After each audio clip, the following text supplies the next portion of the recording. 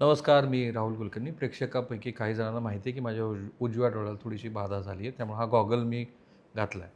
पण तरीसुद्धा मला हे सांगायला पाहिजे की जेव्हा लातूरमध्ये आपण आहोत आणि ग्राउंड रिपोर्ट्स करतो आहे, तर लातूर ह्या शहराबद्दलची आस्था सगळ्यांनाच आहे. मी तर म्हणेन की पुण्याचं स्थान शिक्षण पंढरी हे आता हळूहळू लातूरनं घेतलं होतं. ठीक आहे, विशिष्ट असं मेडिकल एज्युकेशनमध्ये का असेना. पण श्री मोठेगावकर यांचं नाव ह्या सगळ्या प्रकरणामध्ये चर्चेला आलं. त्यानंतर प्राध्यापक कुलकर्णी मोठेगावकर यांना काही अटक केलेली नाही CBIने. काल आम्ही तुम्हाला सगळं सविस्तर ते सांगितलं. प्राध्यापक कुलकर्णी यांची भूमिका मात्र फारच या सगळ्या प्रकरणामध्ये केंद्रस्थानी आहे. एक मोठी बातमी ब्रेक करतो आपण की प्राध्यापक कुलकर्णी यांच्या अनुषंगाने पुण्यामध्ये आत्ता ह्या क्षणाला CBIची एक मोठी रेड सुरू आहे. ती कात्रजमध्ये सुरू आहे. ज्या ब्युटिशियन पकडल्या गेल्या वाघमारे नावाच्या, त्या A विंगमध्ये राहतात आणि B विंगमध्ये सध्या CBIची रेड सुरू आहे. त्याचे तपशील जसे येतील तसे मी तुम्हाला सांगेन. पण साधारणपणे 7 जणांची CBIची टीम ही त्या फ्लॅट क्रमांक 601 मध्ये पोहोचलेली आहे आणि तिथे बाकीचे तपशील घेतात. पण मी आहे लातूरला कारण महत्त्वाचं होतं. विद्या आराधना अकॅडमीचे अ, सतीश पवार सर, थँक्यू. नमस्कार. आणि प्राध्यापक लड्डा सर, थँक्यू. सो हे दोघंही आपल्याबरोबर आहेत. पण मला माहिती आहे पवार सर की तुम्ही ह्या लातूर पॅटर्नचे you are very much part of it. हाच लातूर पॅटर्न आहे आधीचा, त्याचा पेपर फुटीचा वगैरे? नाही, पेपर फुटीचा लातूर पॅटर्न वगैरे असं नाही आहे. ॲक्च्युली हा लातूर पॅटर्न मागच्या साधारणपणाने 40 वर्षापासून चालू आहे. म्हणजे जो लातूर पॅटर्न आहे तो शिक्षणाच्या संदर्भामध्ये. म्हणजे सुरुवातीला तो शालेय स्तरावरती सुरू झालेला आहे. त्यानंतर तो ज्युनियर कॉलेजवरती पोहोचला. विशेषतः सायन्स ज्युनियर कॉलेज म्हणजे 11वी-12वी सायन्स आणि त्यानंतर कॉमर्स. 11वी-12वी कॉमर्स, कारण कॉमर्सच्या माध्यमातून पण CA-CPTच्या वगैरे परीक्षा होत्या आणि सायन्सच्या माध्यमातून मेडिकल इंजिनिअरिंगचे देशभरातले ॲडमिशन्स होतात. त्यामुळं तिथून गुणवत्ता तयार करणे आणि कष्ट, मेहनत, अभ्यासाच्या जोरावरती गुणवत्ता तयार करणे, त्याच्यासाठी एक पर्टिक्युलर पॅटर्न आणि एक रूपरेषा तयार करून त्या रूपरेषेनुसार सातत्यपूर्ण काम करत राहणे. सिस्टीम्स कितीही बदलल्या, म्हणजे सुरुवातीला बोर्ड परीक्षेतील गुणांच्या आधारावरती मेडिकल आणि इंजिनिअरिंगचे ॲडमिशन्स होते. त्यानंतर CET एक्झामिनेशन आली. त्यानंतर नीट JEE सारख्या एक्झामिनेशन्स आल्या. म्हणजे परीक्षा कुठलीही असू द्या, लातूर पॅटर्न मग ते बोर्डाच्या गुणांवरती असताना असेल, मेडिकल आणि इंजिनिअरिंगमधले ॲडमिशन सर्वाधिक लातूरमधनंच असायचे. त्यानंतर CET आले, त्यावेळेलाही लातूरमधनं मॅक्झिमम ॲडमिशन्स राज्यामध्ये आणि देशामध्ये होते. आणि आता नीट असो अथवा JEE असो, त्यामध्येही गुणवत्तेच्या जोरावरती, अभ्यासाच्या जोरावरती, कष्टाच्या जोरावरती एका पर्टिक्युलर एक जे रूपरेषा ठरवलेली असते त्या पद्धतीनं सातत्यपूर्णरित्या काम करत राहून अधिक मेहनतीनं पूर्वी झालेल्या परीक्षांचा सारांश लक्षामध्ये घेऊन त्या पद्धतीनं ज्या वेळेला हे वर्षानुवर्ष काम चालत राहतं, त्या पर्टिक्युलर ह्याचं नाव आहे Latur pattern, not that of की हे पेपर फुटी वगैरे वगैरे. सर लड्डा सर, साधारणपणे आता तुमचाही क्लास, कारण मी पवार सरांनी जेव्हा पहिल्यांदा सुरुवात केली, तुम्ही तर तेव्हा भेटले नव्हते मला, तर ते रूप आणि आज तुमचे एवढे 7-8 हजार विद्यार्थी दिसत आहेत, है ना? सो हे जे अर्थकारण आहे लातूरचं, ह्या व्यवस्थेबरोबर जोडले, कारण तुम्ही गुणवत्ता देता म्हणूनच महाराष्ट्रभरातनं विद्यार्थी इथे येतात. सो साधारणपणे किती क्लासेस आहेत आणि महाराष्ट्रभरातनं कुठून कुठून मुलं इथे येतात? नाही, लातूरमध्ये तर महाराष्ट्रभरातून विद्यार्थी येतात. लातूर पॅटर्न सरांनी आता सांगितल्याप्रमाणे 40 वर्षापासून तयार झालेला हा पॅटर्न आहे. आता हा जो प्रकार झाला नीटचा, खूपच दुर्दैवी आहे पेपर फुटीचा. पण आताही आपले विद्यार्थी लातूरचे आहेत, ते सिद्ध करून दाखवतील की लातूर पॅटर्न काय आहे. म्हणजे ह्याच्यानंतरही जेव्हा परीक्षा होईल तेव्हा पेपर फुटणार नाही आहे. त्यावेळेस लातूरचे विद्यार्थी किती सिलेक्ट होतील हे तुम्हालाही दिसेल. म्हणजे लातूर पॅटर्नला लोक नाव ठेवायला, त्या आता मीडियामध्ये जे रोज चालू आहे की असला लातूर पॅटर्न, तसला लातूर पॅटर्न. ठीक आहे, एखादी गोष्ट घडली असेल, घडली आहे का नाही माहीत नाही, घडलीही असेल कदाचित, पण ते घडली असेल तर सगळ्याला दोषी ठरवायला नाही पाहिजे. आणि विद्यार्थी आता हे आम्ही 1 महिन्यानंतर परीक्षा आहे, आम्ही सिद्ध करून दाखवू की लातूर पॅटर्न काय आहे. बरं, त्याच्यानंतरही आमचं काय म्हणणं आहे की जसं आता JEEची परीक्षा आहे की JEE मेन्स आणि ॲडव्हान्स 2 टप्प्यात होते, की जे विद्यार्थी मेन्समध्ये क्वालिफाय होतात ते ॲडव्हान्ससाठी पुढे पात्र ठरतात. तसं ह्या 23 लाख विद्यार्थ्यांची तुम्ही आता परीक्षा घेताय, CBT म्हणजे पुढच्या वर्षी घेणार आहे. त्याच्यात एक 4-5 लाख विद्यार्थी ॲडव्हान्स म्हणजे मेडिकलसाठी पात्र ठरवावे. कारण 23 लाख विद्यार्थी परीक्षा देणार आहेत, त्याच्यात जागा किती आहेत? 1,10,000. म्हणजे गव्हर्नमेंट, प्रायव्हेट, डीम सगळ्या मिळून.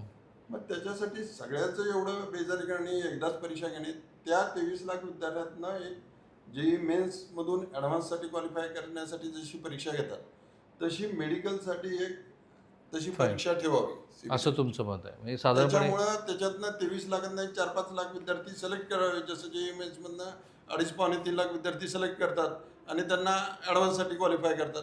तसं ह्याच्यातनं सुद्धा मेडिकलसाठी विद्यार्थी सिलेक्ट करावे 4-5 लाख आणि त्यांना नंतर वापस मेडिकलच्या ह्याच्यासाठी त्याच्यात परीक्षा फक्त द्यायला. हे जे म्हणतात ते मी सगळ्या क्लास चालकांचं आणि लातूरमधल्या शिक्षण क्षेत्रातल्या मंडळींचं मत आहे असं मी प्रातिनिधिक गृहीत धरतो, जे की शिक्षण मंत्री काल श्री धर्मेंद्र प्रधान यांनी म्हटलं. पण त्यांनी ही क्लॅरिटी दिलेली नाही आहे की JEE मेन्स आणि ॲडव्हान्स अशा पद्धतीच्याच नीटमधल्या आणि नाही, बऱ्याच नाही, असं आमचं म्हणणं आहे की तसं घ्यावं. पण धर्मेंद्र प्रधान यांनी ह्या संदर्भामध्ये अधिकची क्लॅरिटी देणं फार गरजेचं आहे. काही जणांचं असं मत आहे पवार सर की काल ज्या पद्धतीनं पालकांचा रोष आहे या सगळ्या प्रकारात, तो रोष कमी करण्यासाठी म्हणून ते वक्तव्य केलं गेलं. अर्थात त्याच्यात आणखीन एक भाग आहे की तो काय पवार सरांच्यापेक्षा मी तुम्हाला जास्त, कारण ते तितक्या थेटपणे बोलतील की नाही मला माहीत नाही, पण त्याच्यामध्ये मॅनेजमेंट कोटा जो आहे, जो मेडिकलचा मॅनेजमेंट कोटा, जो सो कॉल्ड येणार आहे कोटा वगैरे, त्याचं काय करायचं असं खूप सारं त्याच्यात गणिती गुंतलेले आहे. पण साधारणपणे लातूरमध्ये जे फ्लोटिंग आहे ते किती आहे? दरवर्षी किती विद्यार्थी येतात? किती क्लासेस आहेत? एक म्हणजे एकूण तयारी करणारे एक काय म्हणूया जिथं बऱ्यापैकी संख्या आहे, असे एक 4 ते 5 ठिकाणं आहेत संबंध शहरामध्ये. आणि मग सब्जेक्ट वाईज असेल किंवा कुठल्या छोट्या अकॅडमीज असतील, याची संख्या जर कन्सिडर केली तर ती 12-15 पर्यंत जाते समजा. आणि या सगळ्या सिस्टीम्समध्ये मिळून टेंटेटिव्हली एक 40 ते 45 हजार विद्यार्थी सध्या 40,000च्या दरम्यान समजा 11वी 12वी आणि रिपीटर्स या तिन्हींचा विचार करतात. कारण फक्त 12वी किंवा यावर्षी नीटला अपियर होणाऱ्यांची लातूर शहरातनं जे अपियर झाले त्यांची संख्या तर 15,800च्या दरम्यान आहे. याच्यामध्ये 11वीचे विद्यार्थी, JEEचे विद्यार्थी हे जर सगळं कन्सिडर केलं तर 40,000च्या दरम्यान. आणि कुठून कुठून मुलं आपल्या लातूरसाठी? हे संबंध महाराष्ट्रात नाही येतात. म्हणजे काही मुलं तर म्हणजे बाहेरच्या राज्यामधनं पण येतात, परंतु ते प्रमाण कमी आहे. आजही लातूर तसं पाहिलं असता लँग्वेजच्या अनुषंगानं हिंदी किंवा इंग्रजीला तेवढ्या मोठ्या स्वरूपामध्ये अडॉप्ट नाही करू शकलेलं. म्हणून राज्याच्या बाउंड्रीच्या पलीकडचा जो सगळा भाग आहे, इतर ठिकाणच्या तुलनेनं, देशातल्या इतर ठिकाणच्या तुलनेनं लातूरची गुणवत्ता ही खूप जरी जास्त असली तरी देखील विद्यार्थी हिंदी भाषिक पट्ट्यातले आजही उत्तर भारतामध्ये जात आहेत. ओके. पण आपण आता म्हणजे कोट्यात वगैरे झालं, आपण आता कुठल्या विशिष्ट व्यक्तीबद्दल बोलत नाही आहोत. Yes sir. आणि आपल्याला कोणाची बदनामी करायची नाही. पण ही जी अपप्रवृत्ती आहे साधारणपणे, ह्याची चर्चा कधीपासून ऐकायला येत होती? तसं पाहिलं असतं 2024ला देखील एकदा म्हणजे संबंध देशभरामध्ये ती चर्चा झालेली होती. त्याही पूर्वी माझ्या माहितीप्रमाणे 17-18ला काहीतरी एक वेळेला 2 वेळेला शासनाला परीक्षा पेपर फुटीमुळे काहीतरी घ्यावी लागली होती. हे सत्र तसं फार जुनं आहे. पण याच्यात बेसिकली आत्ता म्हणजे 24ला पण हा या पद्धतीनं खूप सारं एक हे तयार झालेलं होतं की लातूरमध्ये नॅशनल मीडिया येऊन थांबलेला होता की कोण आहे इन्व्हॉल्व ह्याच्यामध्ये. विशेषतः कोचिंग सेंटर्सवरती ते सातत्यानं बोललं जातं वगैरे वगैरे. याही वर्षी ते बोललं गेलं समजा. बट लातूरमधली व्यापकता ही त्या तुलनेनं यावर्षी आम्हाला थोडीशी जास्त दिसली. आणि त्याचं कारण म्हणजे हे जे प्रामुख्यानं काल जे बऱ्यापैकी फाइंडिंग्स तिथे आल्या आणि कुलकर्णी सरांचं नाव त्याच्यामध्ये आलेलं आहे, कदाचित तो एक अँगल असू शकतो. आपण लड्डा सर, ही प्रवृत्ती लातूरमध्ये आहे आता, ती दिसली आहे, ह्याची कधी कुजबूज तरी होती का? ह्याच्या पूर्वी तर कधी पवार सर अशी कधी नाही, अशी स्पेसिफिकली कधी नव्हतं. इन जनरल नाही, कधीही नाही. कधी नाही. कधीही नाही. दोघांना एकच कॉमन प्रश्न विचारतो ना, आता थांबूया आपण. येस. की ह्या सगळ्याचा लातूर शहराला किंवा आपल्या लातूर पॅटर्नला किती फटका बसला? सत्य जर सुव्यवस्थितपणाने बाहेर आलं, लातूर पॅटर्नमध्ये वेगवेगळे लोक एकाच वेळेला काम करतात, एक कोणी व्यक्ती नाही आहे. त्यामुळं एवढ्या शेकडो हजारो व्यक्तींमध्ये एखाद दुसरा अँगल थोडंसं हे असू शकतं, उडदा माझी काळे गोरे जसं मराठीमध्ये बोलतात तसं जर काही असेल आणि एक्झॅक्टली पिन पॉईंट ऑब्झर्वेशन जे होत आहेत तसं काही जर फाइंडिंग्स झाल्या तर लातूर पॅटर्न बदनाम बिलकुल होऊ शकत नाही. एखाद दुसऱ्या व्यक्तीच्या दुष्कृत्यामुळे लातूर पॅटर्न हा बदनाम होऊ शकत नाही. ते मिठाचा खडा बाजूला काढून ठेवल्यासारखं ते ठेवावं लागेल आणि त्यानंतर पुन्हा एकदा पूर्वीच्या जोमानात जसं आता लड्डा सरांनी सांगितलं, अगदी 1 महिन्यानंतर जी 21 जूनला जी परीक्षा आहे, आम्ही सगळेजण मिळून हे सिद्ध करून दाखवू की लातूर हा पॅटर्नच आहे आणि तो सर्वोत्तमच आहे. ठीक आहे, आपण थांबूया. हां, काय बोलायचं मला लड्डा सर? नाही, आम्ही तेच म्हणलं की आत्ता जे महाराष्ट्रभर विद्यार्थी बघताय तुम्ही मेडिकल कॉलेजचे सगळ्यात जास्त लातूरचेच विद्यार्थी तर आहेत मला दरवेळेस. अजून तुम्हाला दोघांना हे क्लासेसवाल्याबद्दल हा, म्हणजे इतकं नकारात्मक वातावरण आहे. तर तुम्ही एवढे मोठे क्लासेस चालवता, त्याच्यात असं दिसतं की तुम्हाला खंडणी द्यावी लागते, कुणाला तरी पॉलिटिकल पॅट्रोनेज घ्यावा लागतो आणि मधल्या काळात खूनबिन पण झाले लातूरमध्ये अनफॉर्च्युनेटली. हे खरं आहे का? म्हणजे ह्याच्यात काय आहे? इतका सगळा ब्लॅक मनी येतोय वगैरे? नाही, आता बघा हे कसं आहे की लोकांचा बघण्याचा दृष्टिकोनच म्हणजे ट्युशन चालक म्हणजे खूप मोठे गुन्हेगार आहे ह्या हिशोबानेच आमच्याकडे बघितलं. आता तुम्ही दोघं बरोबर असल्यामुळे दरोडेखोर हा शब्द नाही वापरला. म्हणजे कसं आहे की आता जेव्हा आमची 12वी चालू झाली जानेवारीला, परीक्षा होते मे मध्ये, जवळपास 17 महिने 18 महिने नीटच्या परीक्षेला 12वीची आम्ही त्याच्याकडनं फीस किती घेतो? साधारण एक टेंटेटिव्ह ॲव्हरेज फीस 50,000. त्याच्यातनं GST वजा गेलं तर 40-41,000 आमच्या हातात राहतात, म्हणजे 18% GST आहे. त्याच्यातनं वापस आम्ही जे स्टडी मटेरियल वगैरे देतो ते आणि टी शर्ट वगैरे विद्यार्थ्याला ते एक 4-5 हजारचं मटेरियल जातं. 36,000 आम्हाला 17 महिने 18 महिन्यासाठी मिळतात. ॲव्हरेज 3 विषयाचं आम्ही त्याच्यात ट्युशन घेतो. महिना 1 विषयासाठी 500 रुपये असा पडतो. तुम्ही जर हिशोब घातला तर जे की 5वी 6वी 7वीच्या विद्यार्थ्याला सुद्धा बाहेर ट्युशन क्लासेसला त्या पद्धतीने फीस घेतली जाते. हां, हे आहे फक्त नाव ठेवलं जातं, विद्यार्थी दिसले जातात, पण त्याच्या मागची मेहनत आमची कुणालाच काही दिसत नाही की आम्ही किती मेहनत घेतो. म्हणजे सकाळपासून रात्रीपर्यंत इथं टीचर, आता जेव्हा ही परीक्षा होती रात्री 10-11 वाजेपर्यंत इथं टीचर विद्यार्थ्याकडनं डाऊट सॉल्विंग करून कोणते पेपर आहेत, काय त्याच्यात काय अडचण आली, हे जे इथं केलं जात आहे माझ्या मताने बाहेर कुठंच केलं जातं. त्याच्यात आणखी एक महत्वाचा मुद्दा आहे ना की ही कॉन्ट्रोवर्सी का तयार झाली? कॉलेजेस शब्द सांगणार होतो की कॉलेजेस वर्सेस कोचिंग सेंटर्स, ही ती कॉन्ट्रडिक्शन आहे ते बेसिकली. आणि हे कॉन्ट्रडिक्शन का तयार झालं? अनेक लोक सहज म्हणजे ज्याचं डायरेक्ट इन्व्हॉल्वमेंट या ह्याच्यामध्ये परीक्षा पद्धतींमध्ये नाही आहे, जर तुम्ही या परीक्षा पद्धतींचं एक बेसिक काय म्हणूया त्याला करिक्युलम जे आहे ते जर समजून घेतलं, त्याचा अभ्यासक्रम समजून सांगा बरं. हा कसा आहे की 11वी आणि 12वी सायन्स म्हणजे विशेषतः त्यात फिजिक्स केमिस्ट्री बायोलॉजी नीटसाठी आणि जेईसाठी फिजिक्स केमिस्ट्री मॅथमॅटिक्स, PCMचं म्हणजे फिजिक्स केमिस्ट्री मॅथमॅटिक्सचं सूत्र खूपच वेगळं आहे. जेई ॲडव्हान्सची परीक्षा देशभरातल्या टॉप 6-7 IITs पैकी कुणीतरी दरवर्षी एक जणाकडे ज्याचं पॅट्रोनेज ते घेतात. जेई मेन्सची परीक्षा NTA घेतात. NTA जेई मेन्सचा सिलेबस ठरवलेला आहे, जेई ॲडव्हान्सचा सिलेबस हा IITsनी ठरवलेला आहे. त्याचसोबत NTA दुसरा कुठला सिलेबस ठरवलेला आहे या लेवलवरती, तर दुसऱ्या ज्या 2 परीक्षा आहेत, एक आहे CUET जी सेंट्रल युनिव्हर्सिटीच्या एंट्रन्ससाठी घेतली जाते, त्याचा एक सिलेबस आहे, आणि दुसरी आहे NEET नीट. हे सिलेबस ठरवत असताना फिजिक्स केमिस्ट्री बायोलॉजी किंवा फिजिक्स केमिस्ट्री मॅथमॅटिक्स 11वी आणि 12वी देशभरातले जेवढे काही बोर्ड्स आहेत, काय म्हणूया माध्यमिक आणि उच्च माध्यमिक शिक्षण मंडळ, त्या सगळ्या शिक्षण मंडळांचा अभ्यास करून जो कॉमन पोर्शन आहे त्याच्यावरती हे केलेलं आहे. आणि मग काही 2%, 3%, 4% पर्यंत असा सिलेबस आहे की जो थोडासा डिफरन्शिएट करतो, कुठल्या एका पर्टिक्युलर बोर्डामध्ये नाही आहे. जसं की आत्ता बॉटनीमध्ये काही फॅमिलीज आहेत ह्याच्या प्लॅन्ट्सच्या, ज्या NCERTच्या टेक्स्टबुकमध्ये नाही आहेत, ते फक्त महाराष्ट्र स्टेट बोर्डाच्या टेक्स्टबुकमध्ये. असं जर काही 5% तिन्ही विषयामध्ये जर सोडलं तर सगळा सिलेबस हा कॉमन आहे. बरं, ह्या ज्या परीक्षा आहेत या हायली अप्लाइड लेवलवरती आहेत. आमचं 10वी पर्यंतचं करिक्युलम हे खूप सब्जेक्टिव्ह आहे. ते इन्फॉर्मेटिव्ह आहे, परीक्षा इन्फॉर्मेटिव्ह आहे. +2 म्हणजे त्यामुळेच होतं काय, ज्या विद्यार्थ्याला 10वीला 100% गुण मिळाले त्याला 12वीला 100% गुण मिळतात का? विशेषतः सायन्समध्ये जर तो विद्यार्थी असेल तर तुम्ही हे प्रमाण नगण्य म्हणण्यापेक्षा नाही म्हणायला हरकत आय नाही कम्प्लिटली ॲग्री विथ यू. बरोबर आहे ना.